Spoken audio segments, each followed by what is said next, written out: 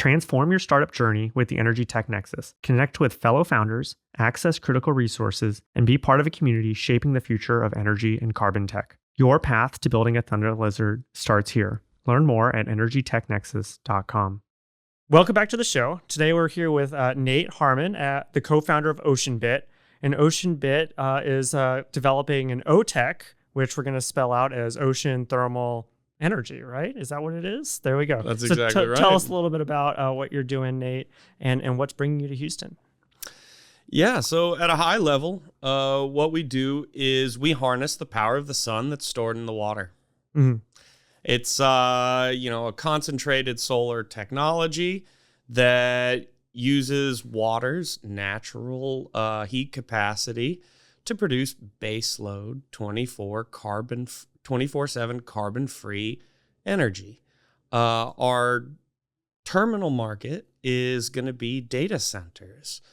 And the reason for that is that ocean thermal is unique, where not only can we provide data centers with renewable energy, but also unlimited cooling. Mm-hmm. And oftentimes, especially these high density compute data centers, you think AI, your global climate modeling, supercomputing, proof of work applications, 40% of their energy cost goes straight to cooling costs. And we have access to unlimited HVAC. So in geothermal, the idea is the heat is deep underground, right? And you pull it up to the surface. It's warm. You reject this heat to the atmosphere, and you put a turbine or something in between to extract energy and turn it into electricity. But where's the temperature difference in ocean thermal energy? Sure. So it's a reverse geothermal gradient, like you said, with traditional geothermal. And ocean thermal is considered now a flavor of geothermal by the Department of Energy. Okay. It's a reverse geothermal gradient where the heat source is that warm ocean water, and the heat sink is freezing cold, deep, cold water. And you can, about 850 meters or below, you start getting the appropriate temperature differential to generate baseload power. And that's available all year round, all day long. No need for batteries or any other storage method. So it's really ideal for places like my home in Hawaii, where right now we're paying 46 cents per kilowatt hour. Yikes. And yeah. Yikes. And that problem, 46 cents, it's a lot. California pays 60, right? But this same problem, right? We're in the middle of nowhere. Fossil fuel, transportation, logistics, supply chain break down the further you are from the source. So, which is nice that we're in here in Texas, where we're close to the source, so the energy's cheap. The further and further away you get, the more expensive it is. And, California's paying 60 cents per kilowatt hour. But if you think about Hawaii, and then that same problem is echoed throughout the world, right? Small islands are paying the same price as California without the income. Yeah. So when your, daily income is a couple dollars a day, and every kilowatt hour of energy is costing you 50 cents, that really hampers economic activity. So our commercialization path to data centers, electrification of offshore assets, leads through small island development states, coastal economies who are really hurting by high oil prices. And, this can really help a lot of people, not just myself. Are there any risks associated with doing this in the oceans? Does it impact the overall biodiversity there? Does it impact are we going to, mess up the temperatures in the ocean further? Just curious. Yeah. So, at the end of the day, any large piece of infrastructure in the ocean is going to attract some big fish, right? So, well, the fishing industry is keen on it. So, for a lot of these small island developing states, fishing is right now their main source of income. Doesn't require a lot of fossil fuel, diesel infrastructure to, paddle out. But, we are pulling up a lot of water, and that deep water contains nutrients. Nutrients that the tropical oceans, they're oligotrophic, meaning they lack those nutrients, that when you reintroduce those nutrients back to the surface, it produces algae, right? So if I can stop you there. So part of the reason why people think of the crystal clear ocean in Hawaii is because it's crystal clear. Well, it's a desert. It's like that because it's a desert. It's Right? a desert. There's no nutrients, no energy, right? And so the weird irony of it is you're going to create life. And so this sort of circumnavigates the energy requirement of most carbon dioxide removal techniques.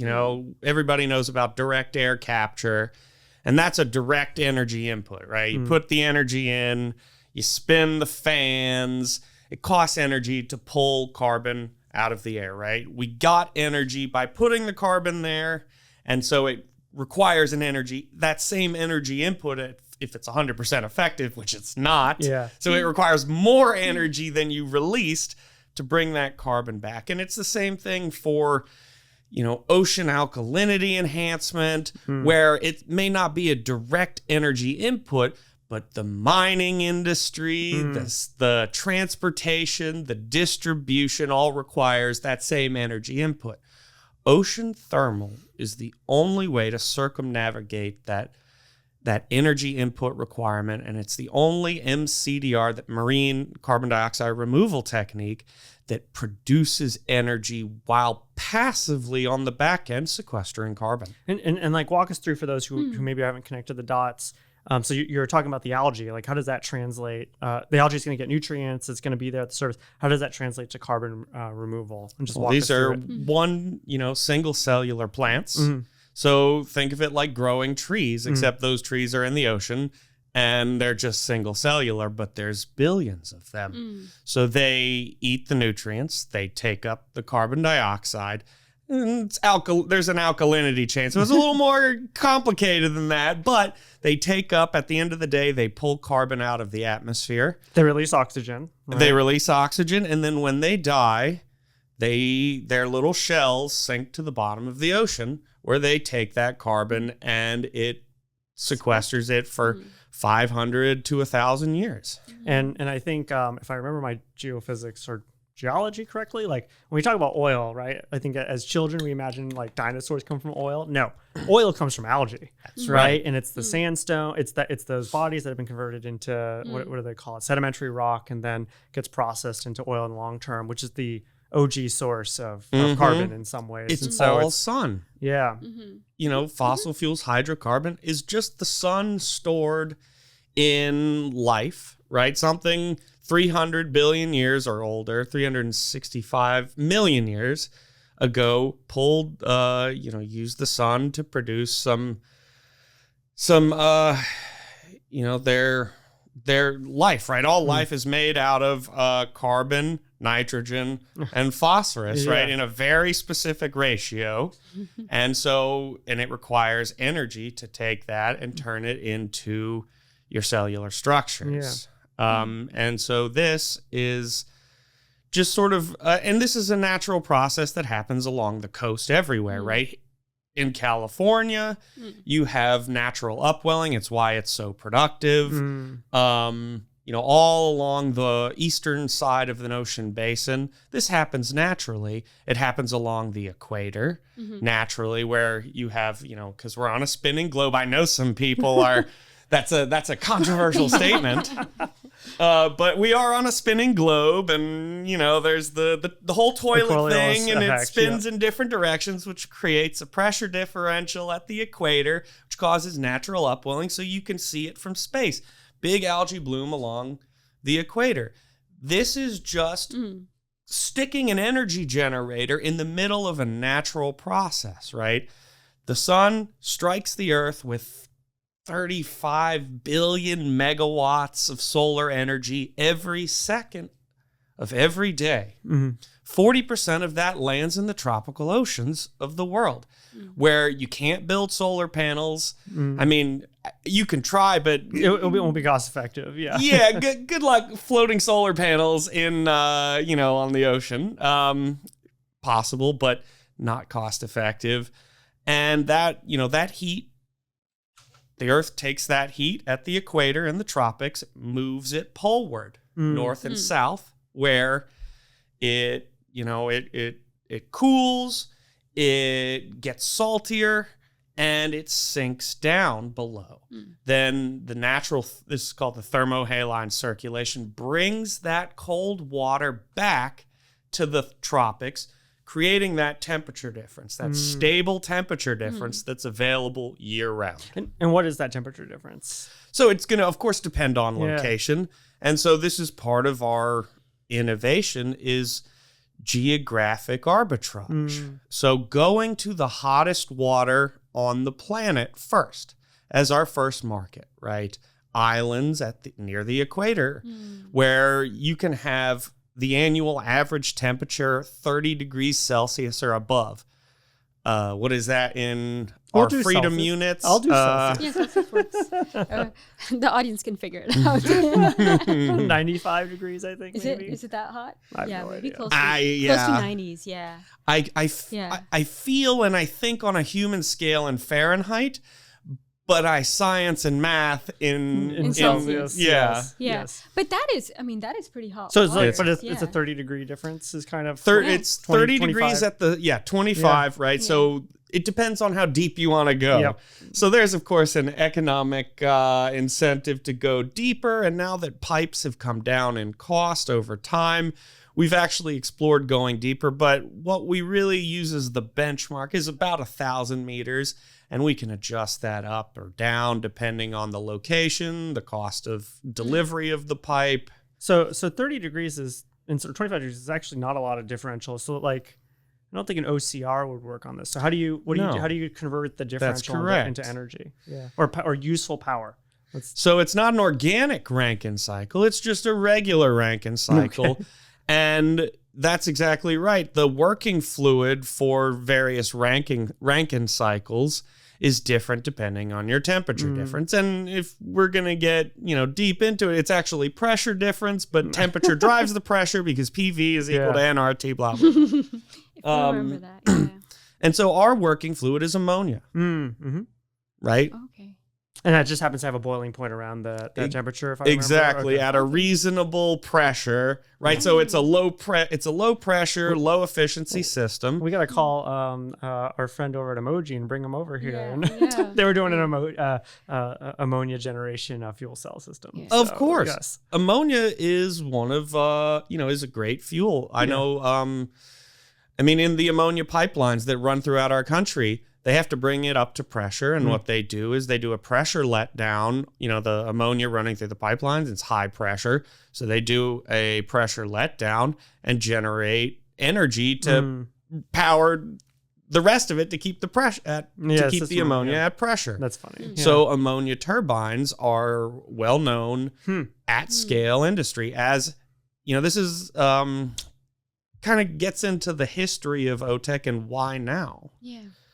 Yeah, because you said it's been around for 100 years, right? That's correct. So tell us a little bit about where has it been used and what's the advancement that has been made over the past couple of years, I guess. Yeah. So the inception of ocean thermal traces back to the 1850s or whenever Jules Verne published 20,000 Leagues Under the Sea, where how the Nautilus is powered. It's a throwaway line in the book, right? You have to hand wave away, how the Nautilus can travel forever without having to refuel. So he said, you run like an electrical line. I forget the exact line, where you run an electrical line up and down, and that's what powers the Nautilus. So that inspired a French scientist to develop out the core concept of ocean thermal.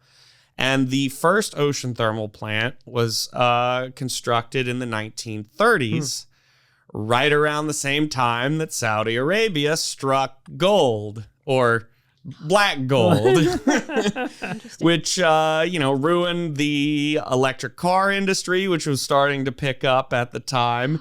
And, of course, they were lead acid batteries back then and big hunks of metal. But, there were electric cars. But the discovery of, and it's still one of the largest discoveries to date. Yeah. That put that put a damper on all alternative forms of generation and energy.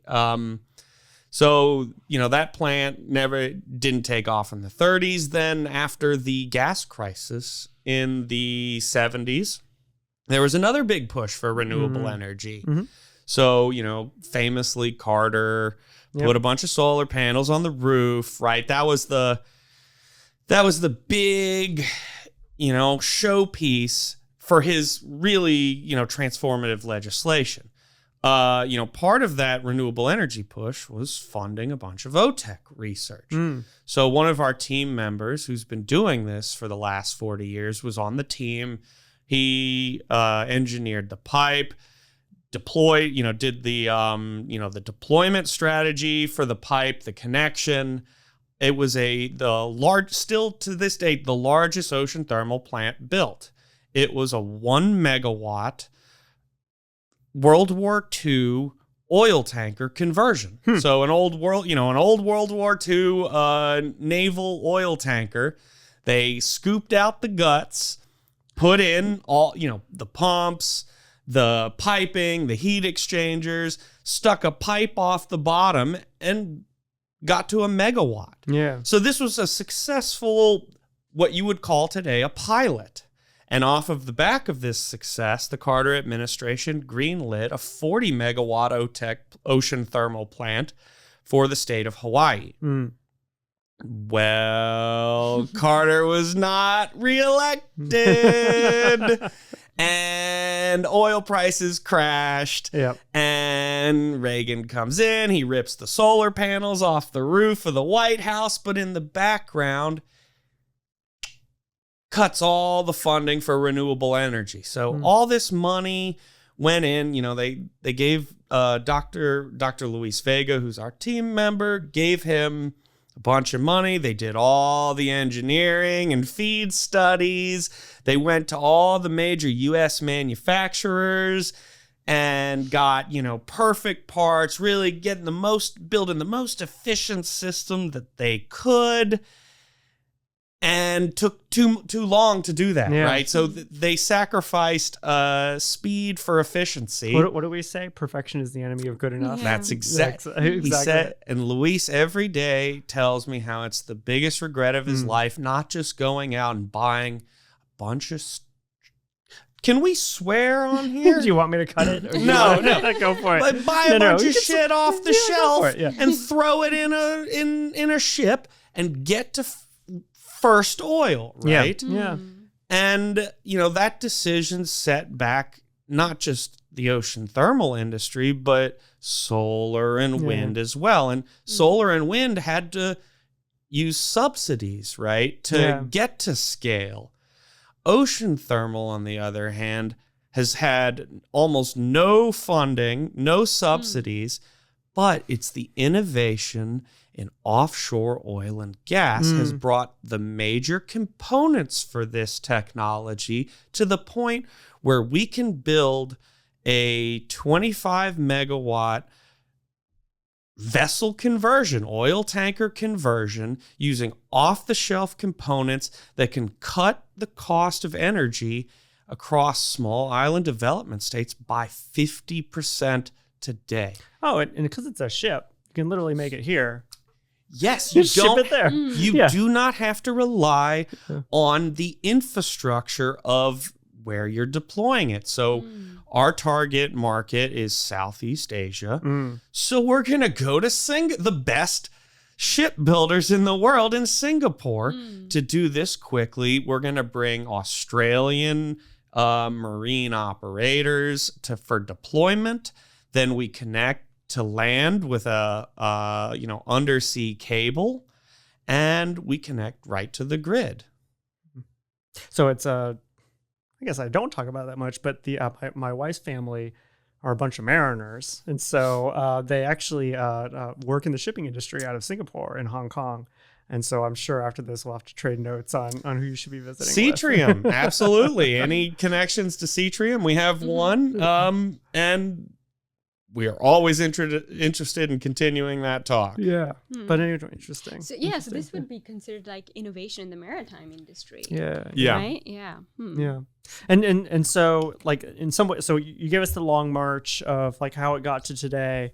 And I guess the question is always, why is the time now? What was there, besides the fact that we have IRA, which is really kicking things into high gear, but was there a technology or a moment where it all comes together and you say, this is the catalyzing event that makes it possible to make the economics work?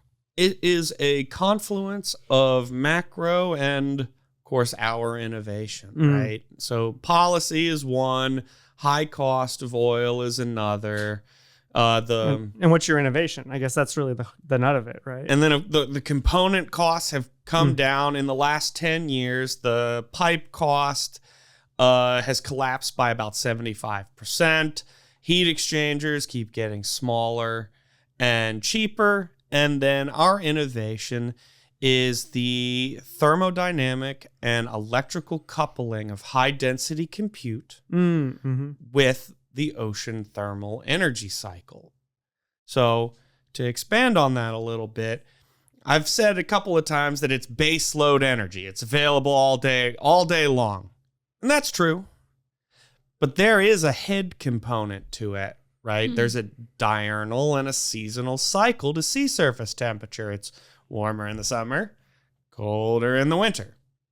So that means that it's really only base load based on the coldest day of the year. So what do you do 364 days out of the year? Luis, one of the reasons why Luis happens to be my neighbor, so I can kick down his door. One of the reasons why he, started talking with me, ended up becoming my mentor, and joining the team full time, one of the reasons he did this is because our innovation solved a problem he had almost purposefully ignored in the 100+ publications he's done over his entire career. How do you monetize that head? This is, you rightly pointed out that this is a low efficiency heat engine, right? And so your economics are tough already. If you're wasting what amounts to, annually 15% of your annual generation, either straight curtailment, dumping it, or selling it at intermittent rates, you cannot make this work economically. So how do you monetize that in an economic way? Well, Luis had tried, ammonia production, hydrogen production, methanol production, and at a certain scale, those can start to make sense, but not to get from they won't make sense to move us from the 1 megawatt to get to 100 megawatts. You have to have something in the middle, and the economics of hydrogen are already rough as is. Then try, adding logistics, supply chain, shipping, transportation on top of that to the middle of the ocean, and they get even worse. So what has happened in the last 10 years and what we, what our IP is, our core foundational IP is to monetize that through compute, right? Depending on location determines which application, but high density compute applications don't require, the bandwidth like that you would need with a undersea fiber optic cable. Yeah. So things like the AI training component, where, they take a 25 megawatt power plant and they load up a bunch of GPUs, like the newest NVIDIAs. Oh man, these things are slick. 10U rack space, 14 kilowatts in a little box like this big. I mean, these things are putting out heat like a son of a bitch. Yeah. And require again, that's what drives this 40% of the cost. Every joule you put into one of these is a joule you have to remove for the system, otherwise they'll burn up. Yeah. HVAC.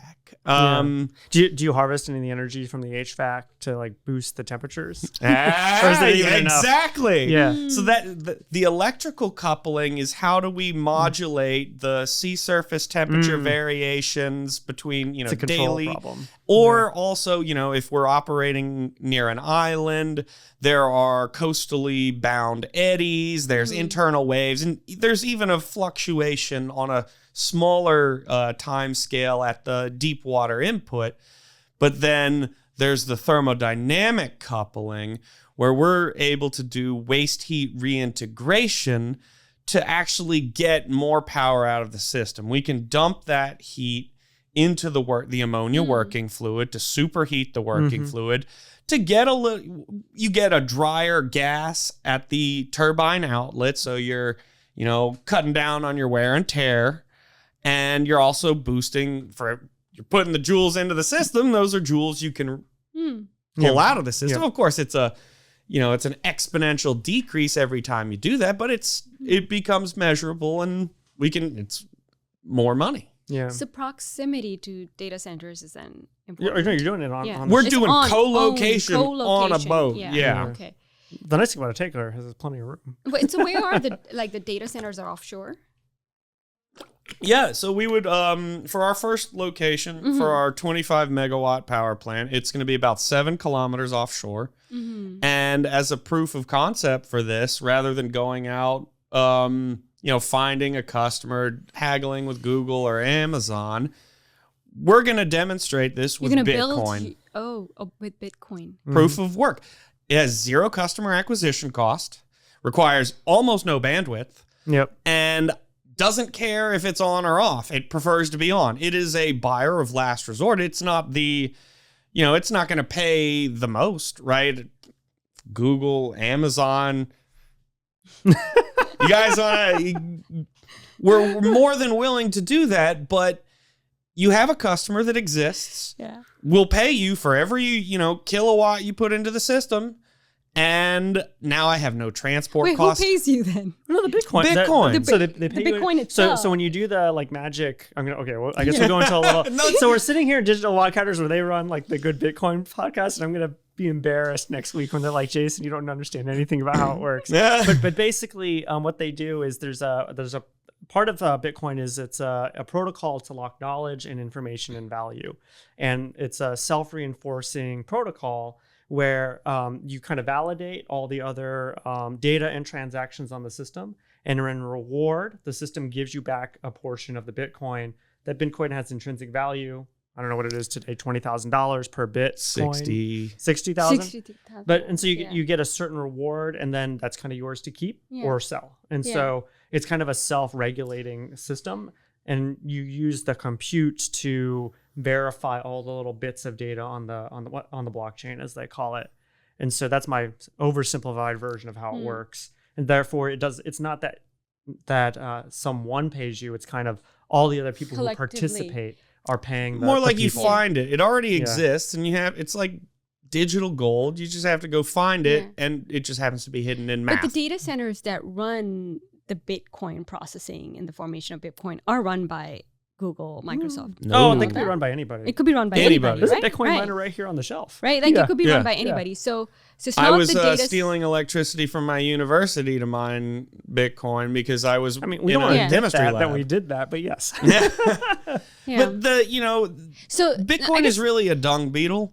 It goes, where others won't go to monetize, unused energy. So things like... But you're creating your own data center then. Is that what you're saying? No, you can buy these off the first. shelf, right? You can buy a data center from China. Yeah. And it comes in a and then Connex use box. it for Bitcoin mining. Yeah. And that... But Bitcoin mining is a buyer of last resort. I don't want to have to mine Bitcoin.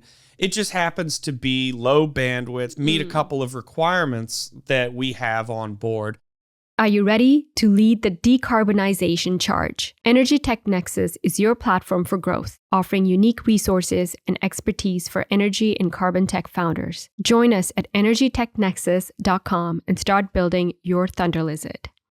Ideally, we want to move into the AI training where they pay a much higher rate for energy. And of course, with 40% cooling, that decreases that hurdle rate. I want to do global. I'm an environmental scientist. I have a master's degree in marine geology and geochemistry. I want to do global climate modeling. I want to do supercompute activities. Bitcoin is just there as a last resort where I know that if nothing else works, it will be there to monetize every wasted electron I can produce. And that's all that matters because the low efficiency heat engine, if I waste energy, that has a measurable impact on our bottom line. So it's really just about how, getting creative, how to monetize every single electron. The network, whatever, it's all irrelevant. It's just about, because the energy density is so high, we want to sit our equipment for the ocean thermal side as low as possible. You ballast the vessel offshore to sit as low as possible so that your equipment is 10 meters below the surface, so you have that additional head which cuts down on our pumping costs, and that leaves the whole deck space essentially open.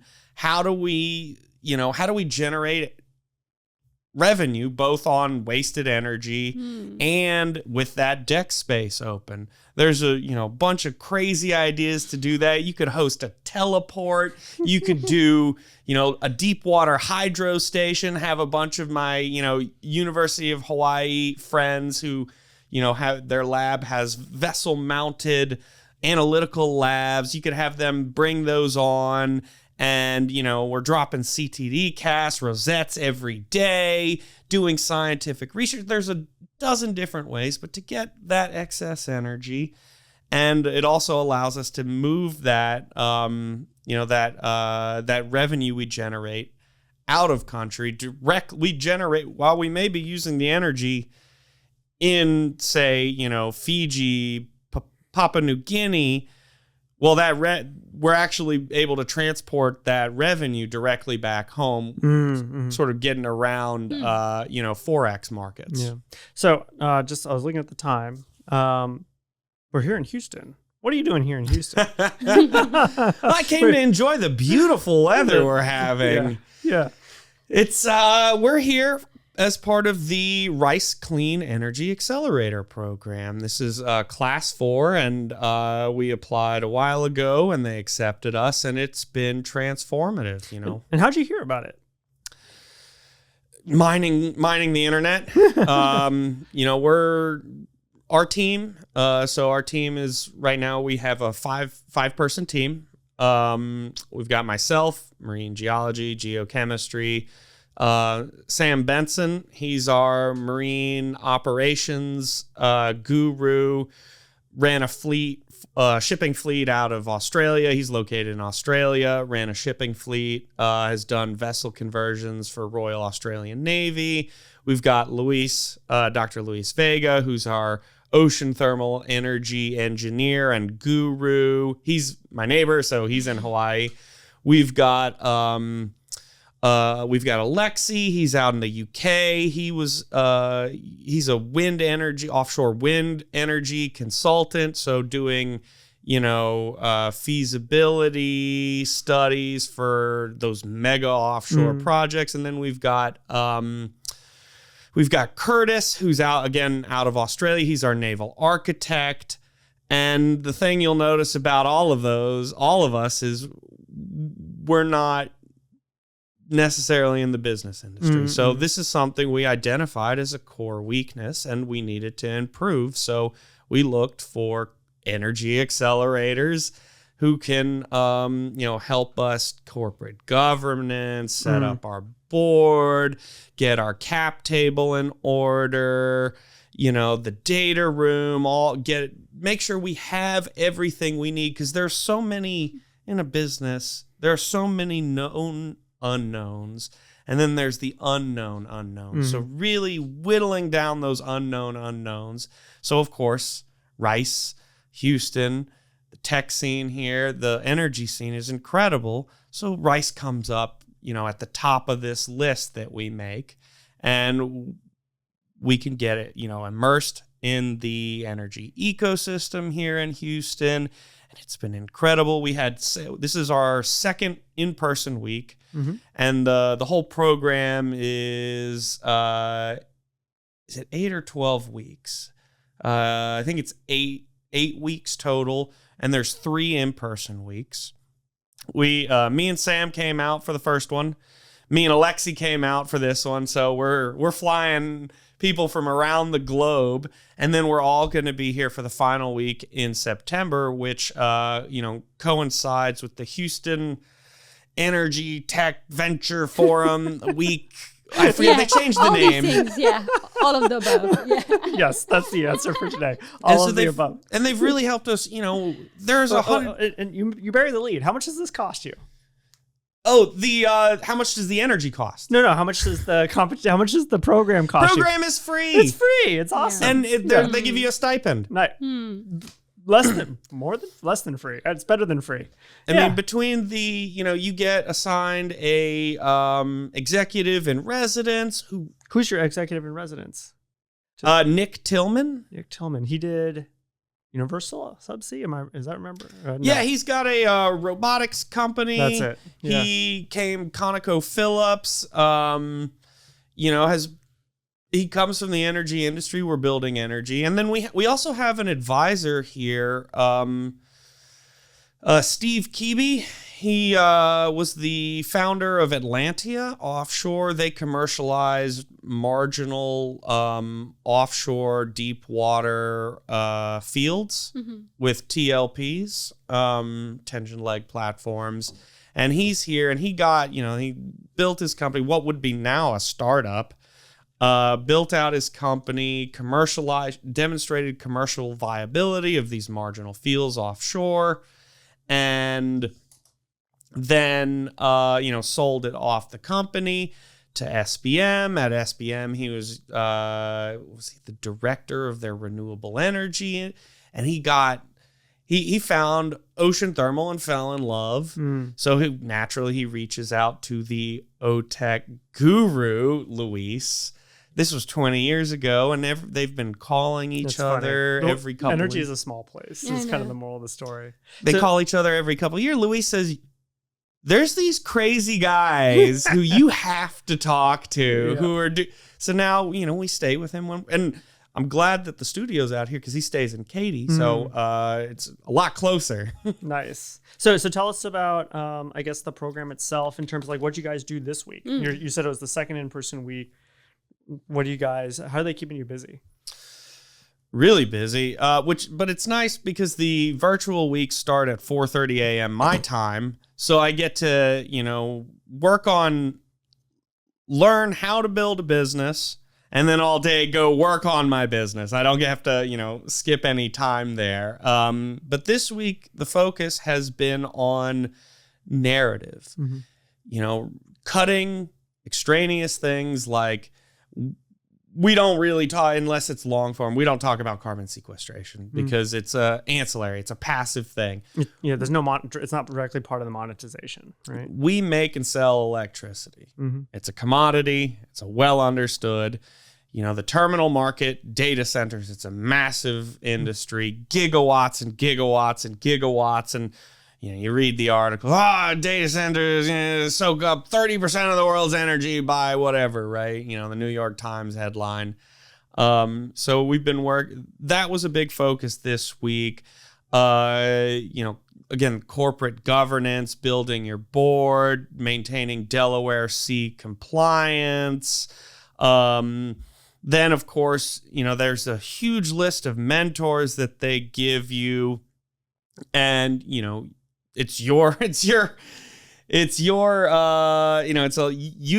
you make the most of that list as you see fit. So we've had meetings all over town with a number of different companies. I don't know if I'm supposed to say. It's your call if you want to. Yeah. So legal counsel. So Baker Botts came through and did a talk. And we got some one-on-one time with them. We're going to engage with them on a couple of issues that we're going through and need assistance with. Really how to build an energy business. Mm-hmm. Right? We're a bunch of ocean nerds at the end of the day, and the whole team, Chelsea, Carrie, Matt, have all just been so helpful and friendly, and have really helped us turn from some crazy idea and a bunch of guys with CAD and Aspen Plus, doing some crazy, really coalescing that into what is a viable business. Yeah. Good.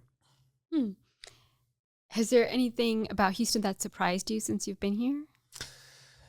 The difficulty of getting in here. The first week was Hurricane Barrel. So that was fun. I got diverted to Austin and had to drive to Katy. There you go. In the middle of the hurricane. Oh, It was Cat 1, so I've lived at the coast and on islands forever. So Cat 1, I'm probably still going about my day as normal, just avoiding, like most of us. Yes. Yeah.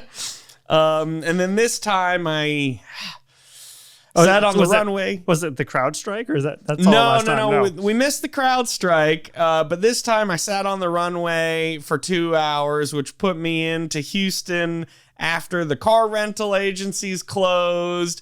So I had to sit around the airport. What I try to start early in my morning, get here, at night, go to sleep, get up for my meetings the next morning.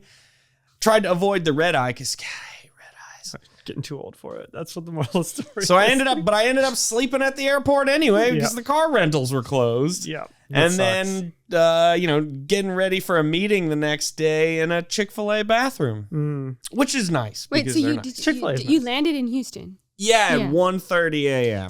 So on Monday morning, was it like Barrel? Yeah. the moral of the story is just Uber. You don't know where you're going. Houston's huge. It's probably just easy because you're still going to pay $30 for parking when you get there. So you might as well Uber, right? Parking's included at the Rice CEA. That's good. That's good at least. No, but I'm taking cruise ships from now on. You might get here faster. Yeah. Oh man, I'll tell you a terrible story, which is not a good sales point for. We're going to go with unnamed Yellow Hertz rental company. I landed in Houston once at like 11 a.m. or 11 p.m. and I'm landing and I have a reservation. I'm like, I'm tired. And I get there and the one goes, oh, we don't have your car. I guess you can't have a car, but wait, we got a Corvette. You can rent that one for $1,000 a day. And I go, I'm a very poor entrepreneur. What am I supposed to do with that? I want my $50 a day car, please. Yeah, I never rented from them again. So I had that same problem with Sixt. Yeah. They're like, you can get a BMW. How much is that? I think this is a Seinfeld episode that we watched once. But anyways, Yeah. I'm still upset about it 10 years later. What's the point of the reservation if you don't hold the reservation? Exactly. Okay, Anyways. so that's not necessarily a good That's not sell about for Houston, though. Yeah, That's a good sell just, for that's Houston. IAH can be crazy sometimes. So, I guess you're still new in Houston and getting to know Houston, but I guess aside from that, we like to ask those who come on our episode if they have a climate impact story that they want us to share with us. Yeah, why are you so passionate about the ocean? Yeah, let's do that. Yeah.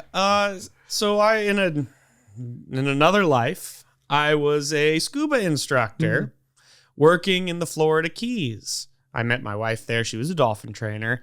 And I witnessed my first coral bleaching. And then, of course, you're taking tourists and they're kicking the coral, knocking it over. So then, I meet my wife. We decide after 3 months of dating to move halfway across the planet to Hawaii. And, I'm seeing a lot of the same things that I saw. And we both end up going back to graduate school, and I realized that the ocean is being impacted, and it's being, coral can't move. Coral can't migrate like megafauna. A lot of, large animals can migrate further north or up a mountain. Coral is an animal, but it's stuck in place. And so I realized I had to do something. And of course, I'm super passionate about the ocean. And it just made sense to go into oceanography. Fascinating. And, you mentioned the impact. One of the things, one of our advisors, Dr. Gerard Niehaus, he had done the total energy TAM for ocean thermal. He's been doing it and refining it every year or every couple of years. And right now, the best estimate is about 5 terawatts can be extracted from the ocean before you start cooling the planet itself. Which now we're going, so you can cool the planet That's a good thing. if you take out 5 terawatts of energy, right? Of course, that's a geoengineering thing, so, it gets touchy. But it might be nice to have it in our back pocket. Yeah, fascinating. Okay, and so how did that lead you to then ocean thermal? Well, Hawaii naturally is the epicenter of ocean thermal research in the world. Really? We're home to the only deep water pipe infrastructure in the Western world. There's another one in Korea, there's another one in Japan, but Westerners don't have access. So it's at a location called the Hawaiian Ocean Science Technology Park on the Big Island of Hawaii.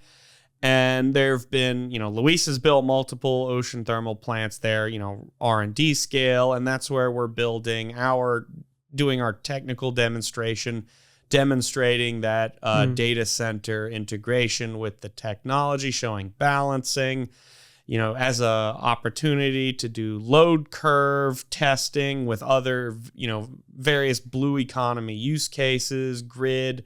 You give me a load curve and I'll program it in and show how we can match that load curve, providing, the base load and then peaker capacity at the same time, right? I can turn off computers a lot faster than you can spin up a combined or a simple cycle natural gas turbine, right? That's 30 minutes.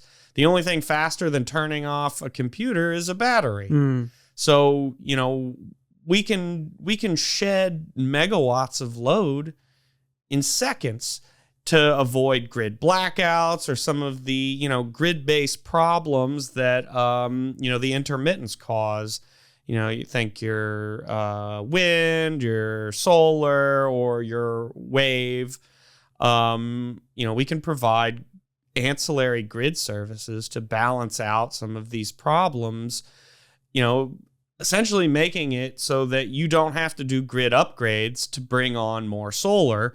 We can be your grid upgrade while also providing you base load and peaker capacity, which is really the holy grail of a power plant, right? Coal, you can't turn it off. Nuclear, you can't really turn it off. Natural gas takes about 30 minutes, which is fantastic, but you don't run them all day. So the ability for a single power plant, a renewable energy power plant that has is an inertial mass on the grid to be able to provide both base load and peaker capacity is, not lost on a lot of these communities. Yeah. I'm curious, what is the Hawaiian innovation community look like? I know there's Elemental there. There's obviously the demonstration center. Where do the cool kids hang out? Well, Elemental has grown quite large and they've sort of migrated away from Hawaii, right? Oh, really? I didn't know that. Okay. I mean, there's still a presence, but it's not as large as it once was. It's small. Right, it's far away. The country, the state is small. The state is small. The innovation community is small, and for good reason, right? outside of ocean thermal, which nobody else is really doing, there's a couple of other companies who are doing it, and the Army's building one for one of their bases, so that should be announced soon in their public budget, which kind of sounds the starting gun of this race towards, ocean thermal.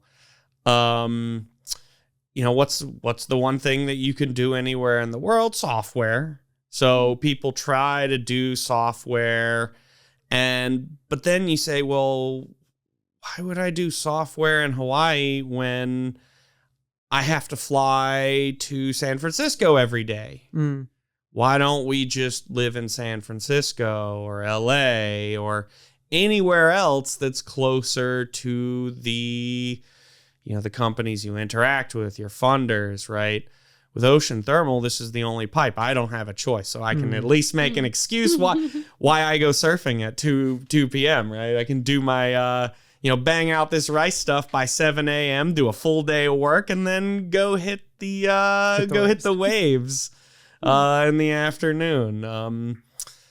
But it gives me an excuse to be there. So it's tough because it's the middle of the ocean, and Hawaii is famous for not capitalizing on our strengths. The Polynesian community, the Polynesian culture is the greatest maritime culture in history. These people were sailing the Pacific Ocean, actively colonizing every habitable piece of land in this 6,000 mile wide ocean, right? These islands are thousands of miles away, and they're like, yeah, there's an island over there. We're going. We're calling.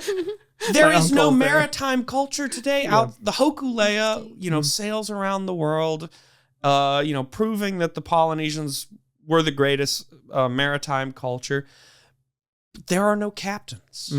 There are no, able-bodied seamen coming out of the Hawaiian community. So we squandered that resource, and what I'm trying to do, and what some of the other people at the Hawaiian Ocean Science Technology Park, the Hatch program is there. What they're trying to do, the Hatch program is focused on aquaculture, right? The main economic driver of Host Park is not ocean thermal research. It's algae, macroalgae production, right?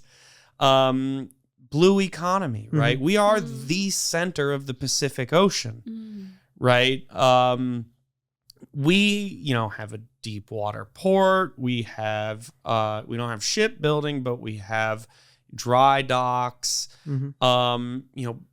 I truly believe that ocean thermal is, and building this out, right? I've tried to convince the state legislature if they would just fund an OTEC plan off the budget and require, there's a bunch of different companies there who do ocean engineering, who have all touched ocean thermal at one point or another. You get all of them together, and we build an ocean thermal plant. Now all of the globe's ocean thermal engineering experts are here. We can export that. And build a center of excellence. Exactly. Right? Yeah. So in terms of your company, OceanBit, now that you're going through the Accelerator program at Rice, what's your next big milestone that you're going for? So we are going through our first raise, and we are doing that to hit 3 critical milestones. We're building our technical demonstration plant. We've already got approval for that from Host Park. We've got a lease ready to sign. We're shovel ready. We need to go put in long lead time orders to get that built in the next 6 months. Okay. So that's your pilot. That is demo. A small scale demonstration, right? Land-based demonstration. Containerize it, get it up and going as fast as possible, right? Be under the ammonia handling limit, so nobody, you're not a danger to anybody. Get it. Move fast. Yeah. But we don't want to break things in the maritime industry. No. And you don't want to spill things either. It's doubly bad. Yeah. Another key milestone is we're doing starting that FEL process for that 25 megawatt plant. FEL stands for front end engineering loading, front end loading. Oh, front end loading. Okay. So we're doing, pre-feasibility, feasibility. And one of that meeting I had at 10 a.m. was with a company who's going to help us with that. Starting that process, we have to go in country, we have to do, sampling, et cetera, grid study, economic study. And then the third key milestone is technical qualification of our vessel refit, right? We're going to have to reclass this thing. The hull's already classed, right? So the idea is to take things that are off the shelf, already marine certified, take the Lego pieces that exist and rearrange them in a new way. So we're working with one class society, but we may end up working with another one to do, technical qualification, first approval on principle, then technical qualification, and really work hand in hand with them up through final engineering and assembly. So those are the three key milestones that we're trying to hit. Building the technical demonstrator, we're doing feasibility work, and technical qualification of our power plant design. Okay. It's a lot of work. Yeah, a lot of work. Sounds like a lot of capital. Or am I going to guess? I'm going to guess it. Guess it. $15 million. 2. I'm terrible at this game. I would not win the prices right. Well, we've been limping along for the last 2 years on, I don't know if you would even call it a ramen budget. What's below ramen? Musubi, spam musubi. We've been eating spam musubi for 3 meals a day. We've gotten to this point on under $250,000 based on a bunch of crazy mission-driven, co-founders. Powered by goodwill and a lot of energy. And banging on people's doors and annoying them till they talk. And then once they talk to us, they go, oh, okay, yeah. You guys may be crazy, but you have some serious talent. We've built an incredible team, and not just our core team, but our advisors. My graduate advisor is our MCDR, guru on the team. He's ran the Clivar program. He's part of that IPCC, the 2009 Working Group 1 team that won the Nobel Prize. He's done, he's vice chancellor of research at the University of Hawaii. We've got Steve Keeby, who I mentioned, from Atlantia. We've got Gerard Niehaus. We've got, data center guru, CTO of a publicly traded data center company, right? Advising us on how to build this business, build data centers. So we've really built this world-class team of people who believe in this. This is something that not only has to happen, but is happening. The Army is building one of these, and we just have to beat them to market. Yeah. And and they have a different audience. But go ahead. No, I was just going to say, so if anyone's listening, they're really excited about this technology. What are you looking for? Aside from I guess money. Like what is something that people can do to support you in the audience? Reach out. Yeah. I do read all inbound on our website, OceanBitEnergy.com. I read all inbound. Holler at me on Twitter or X or whatever. It's at Nate Hawaii. Really easy. LinkedIn, Nathaniel Harmon. Reach out. I found Sam, my co-founder, off of a podcast. He listened to my dumbass ramble for 3 hours. And he goes, this guy's nuts, but he's not wrong. And I have a particular set of skills that make me a nightmare for people. No. And so he cold called me. Nice. And I picked up And that was a year and a half ago. And now we are on the phone multiple times a day, whether it's business or just shooting the shit. This is how I know you're a little crazy, is you still pick up phone calls from numbers you don't know. Well, it was an Australian number. Okay, so that makes it better. All right. Okay. Well, we'll definitely put the contact info on the show notes. Thanks for coming with us. And I think I learned more about the ocean today than I did in my geosystems class senior year of high school, which maybe isn't that much. But no, I really appreciate it. And I think this is great. Yeah. Thank you for being on. No, Yeah. Thank you guys for having me. I had brought a gift for you guys, and then I left it at my I brought something from Hawaii for you, but I left it there this morning and didn't have time to run back to Katie to get it. I apologize. I feel really terrible about that. No, it's a thought that counts, first of all. So thank you. you. Yeah. I'll ship it.